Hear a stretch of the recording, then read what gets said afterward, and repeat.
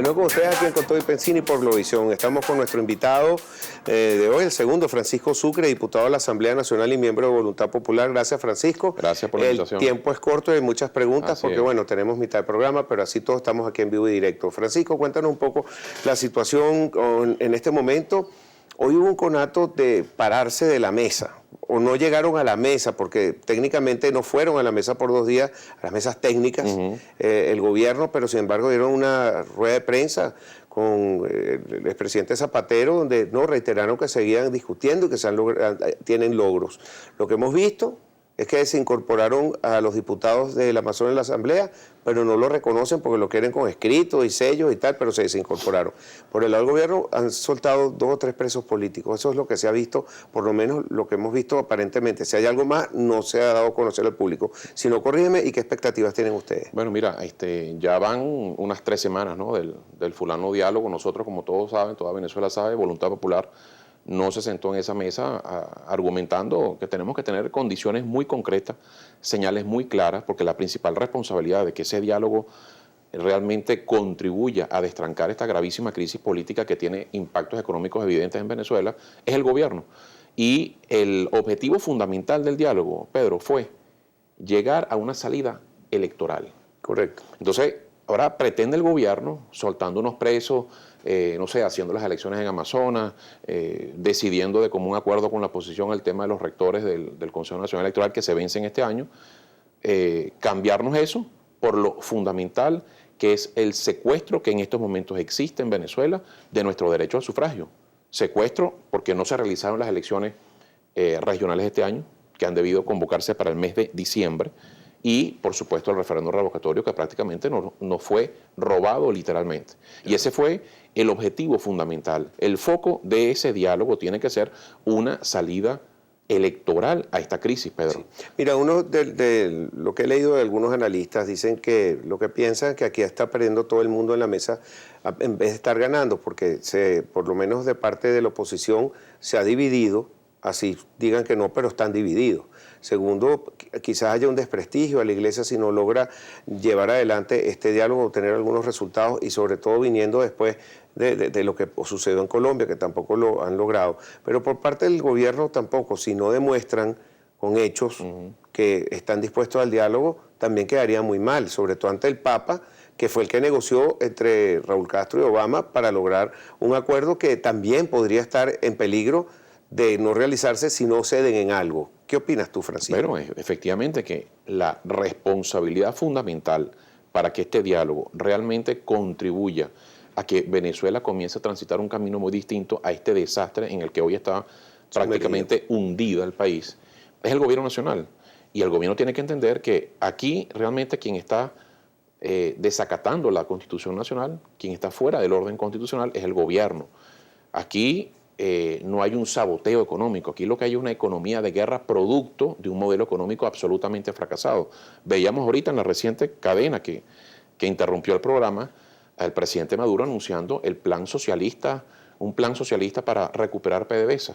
Bueno, ese plan socialista ya se aplicó. Ahí está PDVSA destruida y carcomida por la corrupción más rampante de toda la historia. Fíjate que dijo el presidente hoy que pensaban demandar a JP Morgan porque emitieron un comunicado donde no recibieron los fondos a tiempo, porque no estaban completos. Eso se llama un default técnico y pasaron los 30 días de gracia. Exactamente. Primera vez que pasa esto históricamente. Primera vez en la historia. ¿Qué opinas tú? ¿Tú crees que se llegue a esa demanda? ¿Tendría sentido hacer esta demanda? No, porque JP Morgan lo que anunció fue lo que realmente ocurrió. O sea, si tú tienes la fecha de vencimiento, que tú conoces bien cómo se maneja eso, Pedro, tienes que pagar los intereses en el momento, o sea, no puedes pagarlo un día después, por parte, el cupón. O pagar parcialmente, que tú te dices, bueno, entonces ¿cómo distribuyo esto? ¿Pago la mitad del cupón? ¿A quiénes son los elegidos si no? Exacto, viene toda una problemática. Eso es lo que demuestra, es la profunda crisis financiera, la deuda financiera de PDVSA aumentó de 5.000 millones de dólares y está por encima de los 70.000 millones de dólares. Esa empresa está absolutamente mal manejada, es una empresa que tiene más de 120.000 empleados. Somos el único país de la OPEP que en estos 15 años ha reducido su Su producción producción. petrolera, al punto que países que no son de la OPEP, Colombia, en los últimos 15 años ha aumentado su producción petrolera en 40%. Y gracias en Brasil, parte a trabajadores venezolanos claro, despedidos que de aquí fueron de PDVSA. expulsados de aquí de PDVSA. Correcto. Todos recordamos el famoso pitico, ¿no? Cuando votaron en cadena nacional. Bueno, a lo Trump, a lo mejor lo vamos a ver también en los a lo Estados Trump. Unidos. Y está el caso de Brasil, que no es miembro de la OPEP, está produciendo mucho más petróleo que nosotros. Nosotros estamos en 2 millones, no llegamos a 2 millones y mil barriles, y Brasil está produciendo en estos momentos 2 millones 500 mil barriles. Mire, un aumento de 150%. Y tú que estás tan cerca de todo lo que, de los complejos allá en Ciudad Bolívar, ¿cómo está la situación por allá? Bueno, en estos momentos tenemos una gravísima situación en Guayana, porque, bueno, como todo en el país, se trata de imponer y de violar los derechos de la protesta. Hay que recordar que nosotros en Guayana, en los últimos 5 años, hemos tenido más de 70 dirigentes sindicales perseguidos, apresados simplemente por ejercer su derecho a la protesta. En estos momentos, los trabajadores de la empresa ferrominera del Orinoco están siendo acosados, hostigados por la Guardia Nacional, están las tanquetas a las puertas de la empresa porque los trabajadores decidieron, ejerciendo su derecho constitucional a la protesta, salir a protestar por la ruina en la que está esa empresa, como todas las empresas de Guayana, y a exigir derechos laborales que les corresponden. Bueno, la respuesta del gobierno es, les calificaron de despido a 7 directivos del sindicato de ferrominera, y están las tanquetas ahorita a las puertas de la empresa, los están amenazando con llevarlos presos, y esa situación está en estos momentos aconteciendo en Guayana. Entonces, mientras este modelo socialista que anunció Maduro hoy para la PDVSA ya fue aplicado en Guayana, el plan socialista de Guayana, que arruinó a nuestras empresas básicas al punto de que la empresa Sidor, que durante mucho tiempo fue ejemplo mundial y latinoamericano de una de las acerías más importantes de América Latina, tiene una capacidad instalada, Pedro, de 5 millones de toneladas.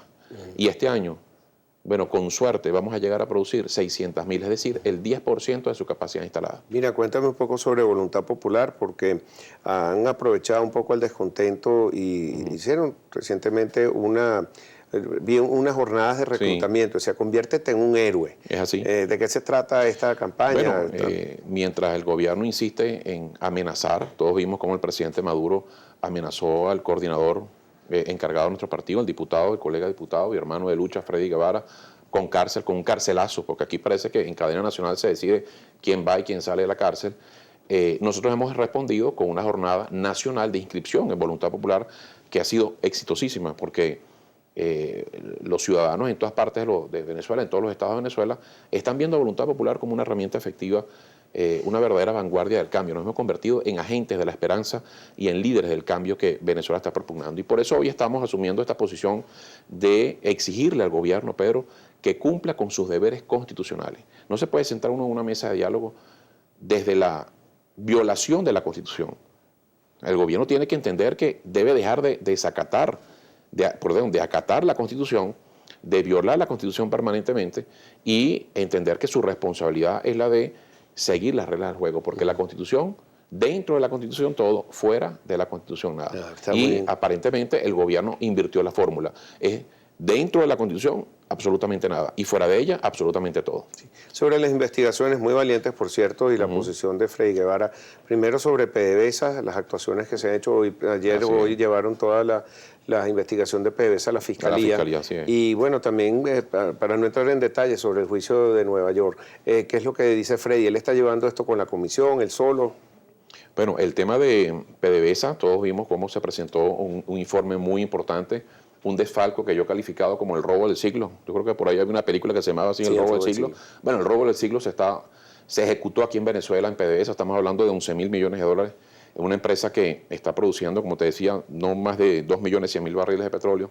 Hemos disminuido nuestra capacidad de producción 35% y hemos aumentado la deuda de PDVSA en 400%, producto de esta corrupción rampante que denunció Freddy Guevara en la Asamblea y ahora llevó las pruebas a la Fiscalía.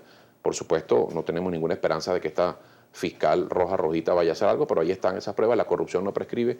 Así que, y en el tema del juicio en los Estados Unidos, bueno, fue insólito lo que vimos ayer en la Asamblea Nacional, a un diputado del oficialismo referirse a quienes cometieron este grave delito de tráfico de drogas, quienes han sido grabados por agentes encubiertos como pobres muchachos que han sido víctimas de un montaje, de una conspiración del imperio. Pero ponte tú, que tenga razón lo que dice. Lo que no estoy de acuerdo es la manera que lo dijo, porque insultó con grosería Bueno, y todos vimos, violando pues. la majestad que tiene Claro. la Asamblea Nacional. A lo mejor no saben lo importante que es lo que se ha logrado para que Venezuela tenga ese hemiciclo, lo que se ha avanzado Así en es. la No, pero que democracia en los además ahí últimos están años. las grabaciones. O sea, eso no es que lo dijo alguien, que alguien presentó un documento. Son las propias confesiones de quienes han sido condenados en Nueva York con unas grabaciones que se las hicieron con unos agentes encubiertos. Ahí están los documentos en Nueva York. Y entonces lo que están haciendo ustedes es solicitar esa investigación que hicieron allá para investigar entonces. Claro, las implicaciones de la posible complicidad, Pedro, de estructuras del Estado venezolano para que eso pasara, porque todos hemos visto cómo aquí en Venezuela se ha convertido en una especie de Disneylandia del narcotráfico. El gobierno habla de como un gran logro que sacaron las oficinas de la DEA de aquí de Venezuela, pero bueno, todos recordamos el caso de más de 1.000 kilos de cocaína que se intentaron traficar en un avión de Air France. Bueno, imagínate tú, meter en un avión de Air France, un avión comercial, 1.000 kilos de cocaína sin complicidad de nadie en el aeropuerto internacional de Maiquetía, el principal aeropuerto del país.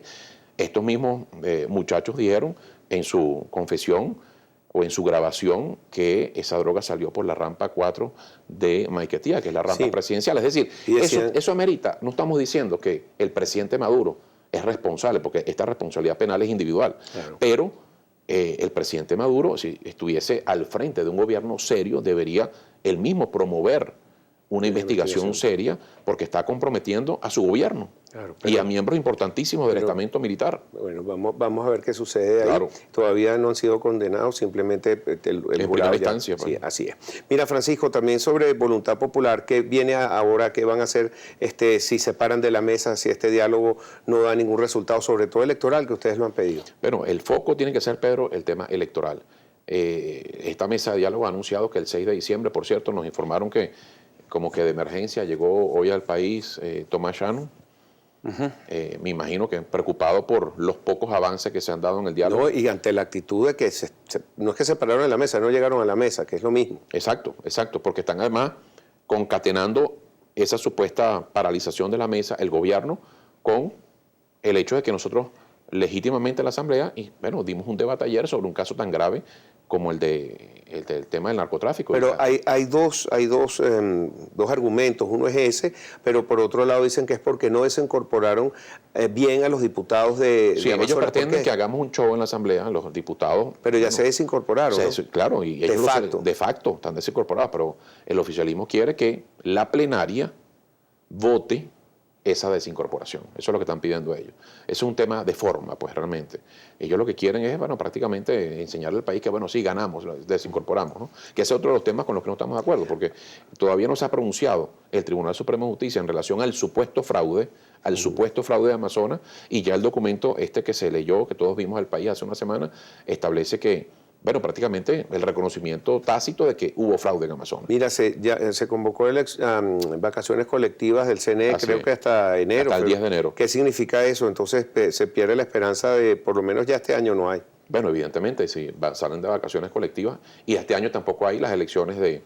Entonces las elecciones amazonas no se harán. Bueno, serán el año que viene en todo caso. Pero bueno, entonces eso es una mala señal. Por supuesto que sí, porque nosotros exigimos el tema de esas elecciones que son fundamentales.